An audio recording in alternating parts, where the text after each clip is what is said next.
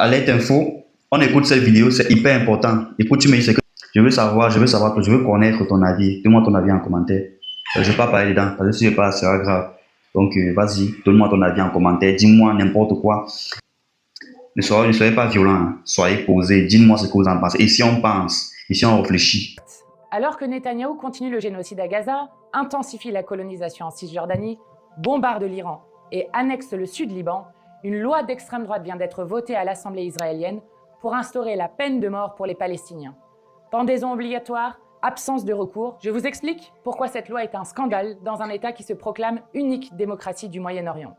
D'abord, parce qu'elle instaure l'apartheid jusque dans la peine de mort. Un Palestinien et un Israélien reconnus coupables de mêmes faits n'auront pas la même sentence. L'un sera pendu, l'autre non. D'ailleurs, depuis 2020, Israël n'a inculpé aucun de ses citoyens pour meurtre de civils palestiniens. Ensuite, parce que les exécutions sommaires existent certes déjà, les 2 ans et demi de génocide l'ont prouvé, mais cette loi institutionnalise la peine capitale. Et ce, alors qu'Israël n'a pas appliqué la peine de mort depuis 1962, lorsque le criminel de guerre nazi Adolf Eichmann avait été pendu. Un recours a été déposé par une ONG israélienne, mais il faut se mobiliser, car des centaines de prisonniers palestiniens risquent d'être exécutés dès la promulgation de cette loi.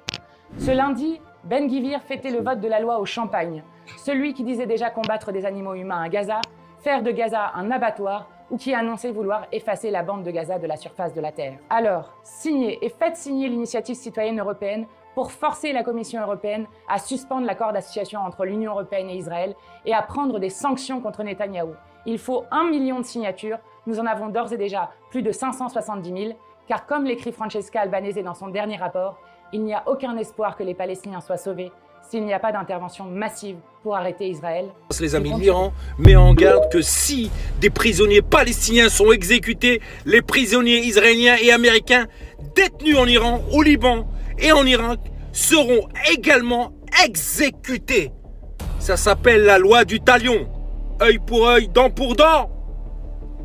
Et ça vient de tomber, les amis. Oui, ça vient de Tchétchénie. Regardez-moi ce qui se passe, les amis, en Tchétchène. Unité tchétchène prête à se déployer en Iran en cas d'invasion terrestre des États-Unis.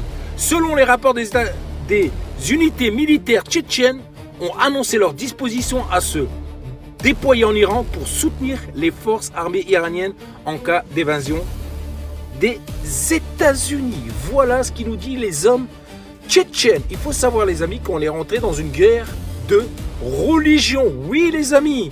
Et de là, il faut que les musulmans choisissent leur camp. Vous avez les sunnites et les chiites. Mais le problème, c'est que pour moi, il n'y a qu'un seul islam. Et c'est ça le problème.